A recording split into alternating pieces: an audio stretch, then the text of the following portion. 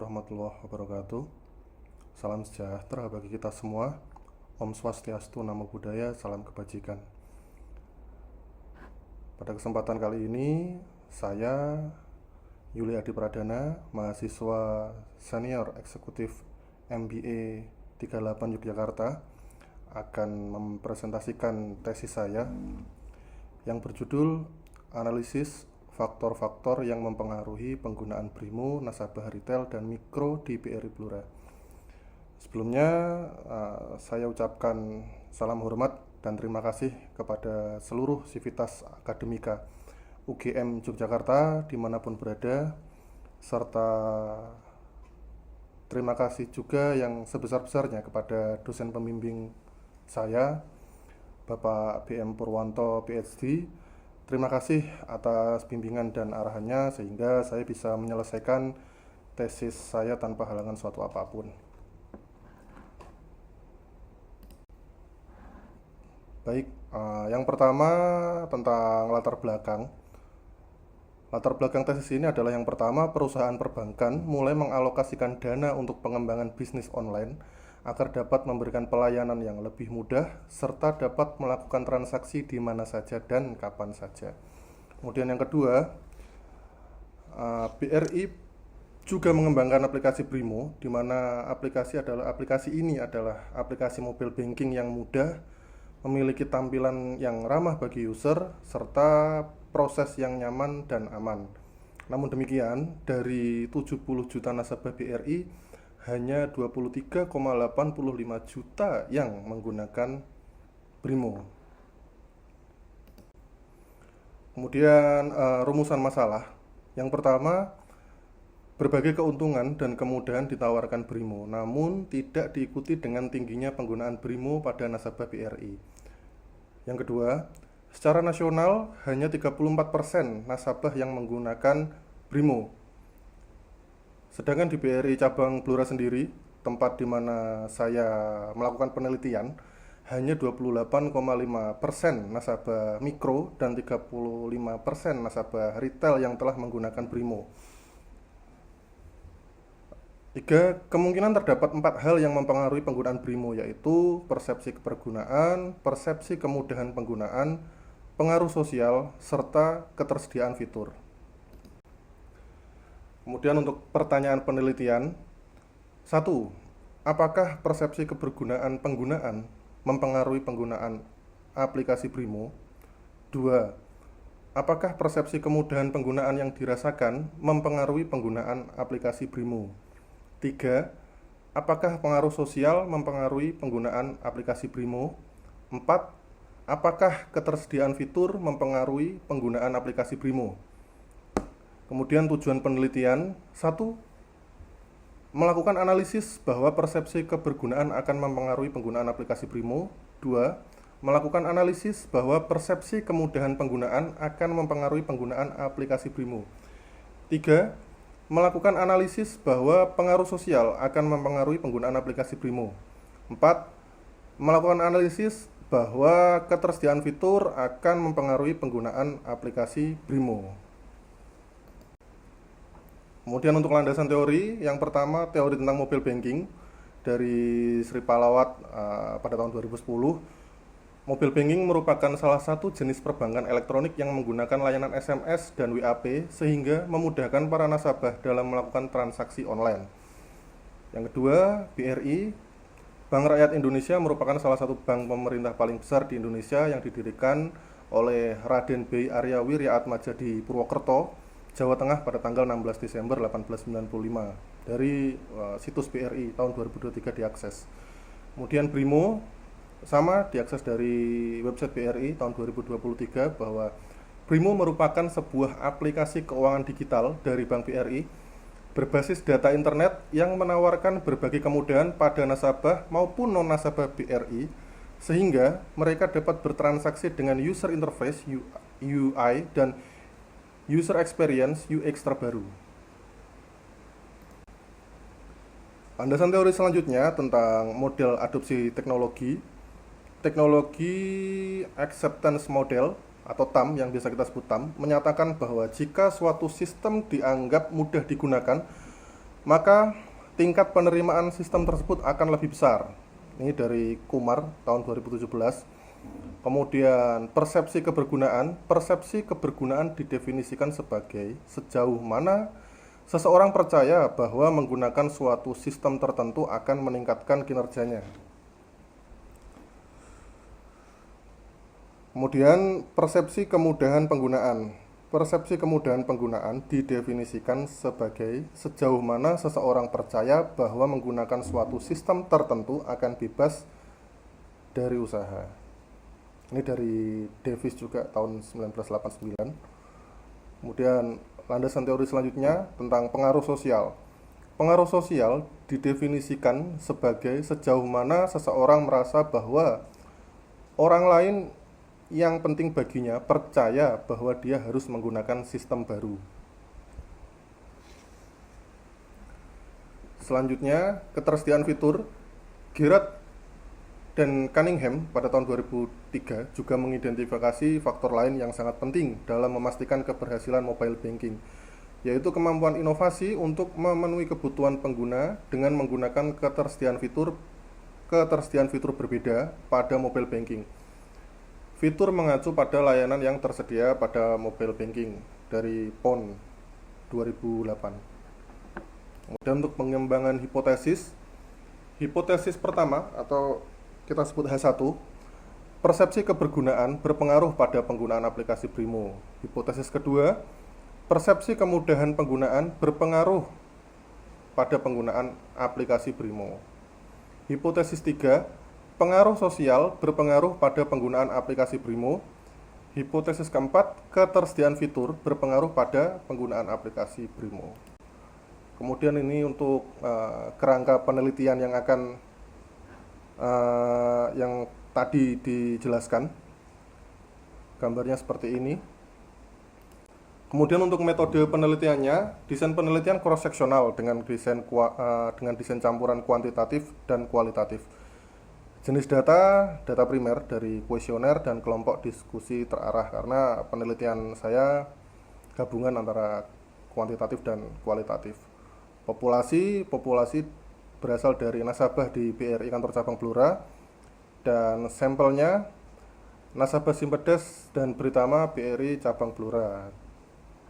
Untuk sampel sendiri di kuantitatif ada 200 sampel, 100 Britama mewakili retail dan 100 Simpedes mewakili mikro, di mana masing-masing 50% sudah menggunakan Brimo dan 50% sisanya belum menggunakan Brimo. Untuk sampel kualitatifnya 8 informan, di mana 8 informan tersebut adalah sampel yang berbeda dari 200 sampel kuantitatif. Instrumen penelitian untuk persepsi kebergunaan dan persepsi kemudahan penggunaan masing-masing 3 item mengadopsi dari Kumar pada tahun 2017. Untuk pengaruh sosial terdapat 4 item mengadopsi U penelitian tahun 2012. Ketersediaan fitur terdapat 4 item mengadopsi PUN 2007.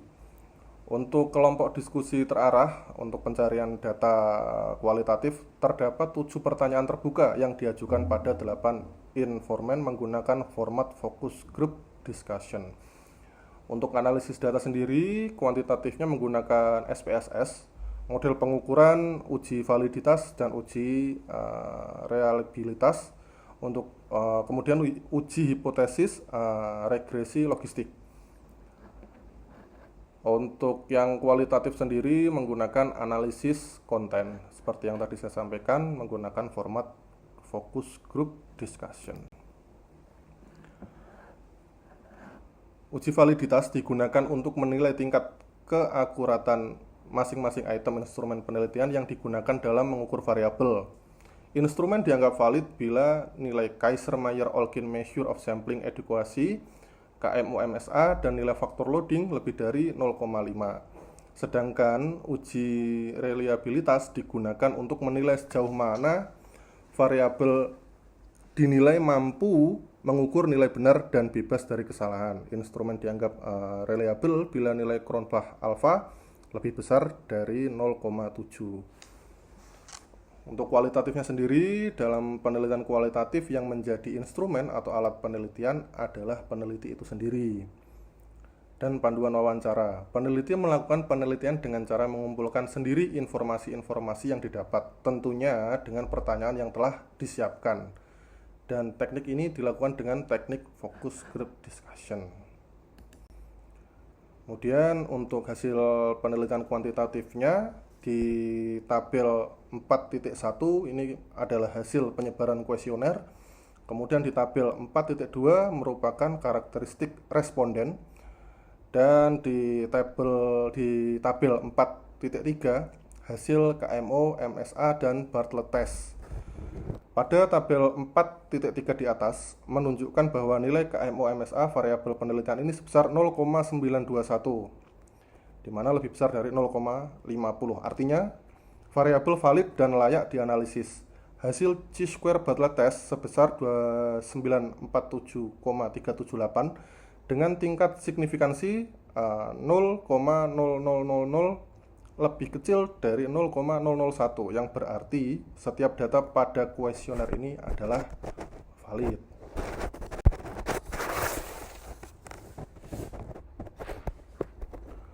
Kemudian untuk tabel 4.4 hasil related component matrix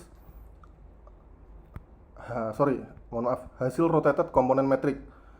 Rotated component matrix digunakan untuk menguji validitas setiap item pernyataan dalam kuesioner. Item pernyataan dikatakan valid jika nilai loading factor lebih besar dari 0,5. Dari tabel tersebut bisa kita lihat bahwa semua nilai di atas 0,5 sehingga dinyatakan valid. Kemudian untuk tabel 4.5 hasil uji reliabilitas variabel. Ada 4 variabel independen. Yang pertama persepsi kebergunaan, kemudian persepsi kemudahan penggunaan, kemudian pengaruh sosial, dan yang terakhir ketersediaan fitur. Berdasarkan hasil uji reliabilitas variabel menunjukkan bahwa seluruh variabel memiliki nilai Cronbach alpha lebih besar dari 0,70. Dengan demikian, butir-butir tersebut dinyatakan memiliki konsistensi yang baik dalam mewakili variabel penelitian. Tabel 4.6 hasil analisis statistik deskriptif. Pada tabel tersebut menunjukkan bahwa setiap variabel independen yang digunakan pada penelitian ini memiliki nilai standar deviasi yang lebih kecil dibandingkan dengan nilai min. Hal ini menunjukkan bahwa data yang digunakan pada setiap variabel memiliki sebaran data yang kecil sehingga data yang terhimpun tidak terdapat data yang terlalu ekstrim.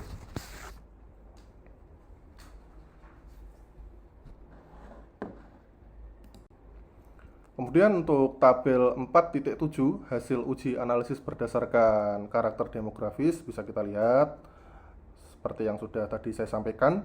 Kemudian di tabel 4.8 hasil iteration history dapat disimpulkan bahwa terjadi penurunan nilai pada min log likelihood yang dapat diartikan juga penambahan variabel 4 bebas, yakni persepsi kebergunaan, persepsi kemudahan penggunaan, pengaruh sosial, serta ketersediaan fitur. Pada penelitian ini memperbarui model regresi, sebab model yang dihipotesiskan fit dengan penelitian karena nilai blok kedua dengan nilai blok pertama mengalami penurunan. Kemudian untuk tabel 4.9 hasil Hosmer and Lamso test, berdasarkan tabel tersebut diperoleh nilai signifikansi sebesar 0,304. Dalam kriteria pengujian, nilai signifikansi yang lebih besar dari 0,05 dikatakan baik. Sesuai dengan tabel tersebut, diketahui bahwa nilai signifikansi lebih besar dari atau sama dengan 0,05 atau 0,304. Maka model sesuai dengan nilai observasinya. Kemudian untuk tabel 4.10 hasil koefisien determinasi berdasarkan tabel 4.10 diperoleh nilai Naegel-Kerke R-square sebesar 0,512. Maka dapat disimpulkan bahwa kemampuan variabel independen, yaitu persepsi kebergunaan, persepsi kemudahan penggunaan, pengaruh sosial, ketersediaan fitur dalam menjelaskan variabel dependen, yaitu penggunaan BRIMO pada nasabah retail sebesar 51,2%. Dan yang terakhir, tabel 4.11 dari hasil uji hipotesis 4 variabel tersebut terdapat kriteria pengujian, yaitu jika nilai signifikan lebih kecil dari 0,05. Dari 4 variabel tersebut nilai signifikansinya 0,015, 0,006, 0,007, 0,004, di mana artinya hipotesis ini terdukung. Kemudian untuk hasil penelitian kualitatif, dari hasil penelitian yang sudah saya olah ada 4. Yang pertama, aplikasi Brimo beberapa kali mengalami error dalam transaksi. Kemudian ini adalah informasi dari informan yang sudah saya ketik dari focus group discussion. Kalau penarikan itu sering gagal, kadang-kadang aplikasi Brimo, jadi uangnya tidak keluar. Saya takut gimana ya Pak. Kemudian yang kedua, banyaknya hacker yang melakukan phishing. Komentar dari informan, kalau saya pribadi mungkin dari faktor suara-suara negatif yang di luaran sana, ya makanya ya kayak yang tadi sering kan diinfokan di televisi, di sosmed, masalah sekali klik link kita kan nggak tahu, pas bangun tidur ada WA, kita klik link tersebut, kita pikir itu teman WA, nanti ke Brimo kita kehack. Itu komentar dari informan, salah satu, ada banyak nanti di tesisnya. Kemudian yang ketiga, Brimo merupakan aplikasi yang cepat. Komentar dari informan, kalau menurut saya menggunakan aplikasi Brimo lebih efisien waktu. Kita mau transfer bisa, di rumah bisa pakai HP. Dan sekarang juga tarik tunai juga sekarang bisa udah pakai HP. Dan nggak mungkin kalau biasanya pakai kartu ATM, dan kartu ATM tak hilang di mana, tapi kalau HP biasanya kan selalu dibawa. Paling itu sih dari saya. Kemudian yang keempat, Brimo merupakan aplikasi perbankan yang mudah. Kalau menurut saya, Brimo itu memudahkan kita untuk pembayaran kalau yang suka berbelanja atau beli barang itu bisa sekarang. Dan sistemnya untuk pembayaran atau pembelian itu kan banyak yang pakai kris. Ya, nah itu bisa memudahkan lewat situ terus. Untuk pembayaran PLN, PDAM setiap bulan itu juga bisa melalui aplikasi Brimo. Kemudian untuk penutup, simpulan, penggunaan aplikasi Brimo, nasabah retail dan mikro di BRI Blora dipengaruhi persepsi kebergunaan, persepsi kemudahan penggunaan, persepsi dipengaruhi oleh sosial juga. Kemudian nomor 4, dipengaruhi ketersediaan fitur. Kemudian keterbatasan penelitian. 1. Penelitian hanya terbatas pada nasabah retail dan mikro di BRI Blora sehingga penelitian tidak dapat digeneralisasikan. 2. Penelitian ini memiliki karakteristik demografis yang belum merata sehingga beberapa fenomena tidak dapat dijelaskan secara lengkap. 3. Beberapa informan atau nasabah dalam proses wawancara belum secara maksimal mengemukakan apa yang ada dalam hatinya. Nasabah masih setengah hati dalam memberikan kritik dalam penyampaian. 4. Penelitian dilakukan secara Zoom karena keterbatasan jarak. Akan lebih baik jika penelitian ini dalam proses wawancara dilakukan dalam satu ruangan dan bertatap muka langsung, mengingat teori yang digunakan adalah teori FGD. Saran, penelitian selanjutnya bisa menggunakan desain penelitian berbeda seperti eksperimental maupun longitudinal. Kemudian penelitian selanjutnya dapat menggunakan variabel mediasi, moderasi atau mediasi-moderasi maupun metode analisis lainnya seperti UTAUT. Kemudian penelitian selanjutnya dapat menggunakan responden tidak hanya nasabah di BRI Blora. Kemudian penelitian selanjutnya dapat berfokus pada aplikasi mobile banking selain Brimo. Dan yang terakhir, saran untuk BRI, Bank BRI harus senantiasa menyempurnakan aplikasi Brimo mengingat kondisi bisnis yang semakin dinamis. Terakhir, saya ucapkan terima kasih sekali lagi kepada yang telah membantu selesainya tesis ini. Kurang lebihnya mohon maaf. Assalamualaikum warahmatullahi wabarakatuh. Terima kasih.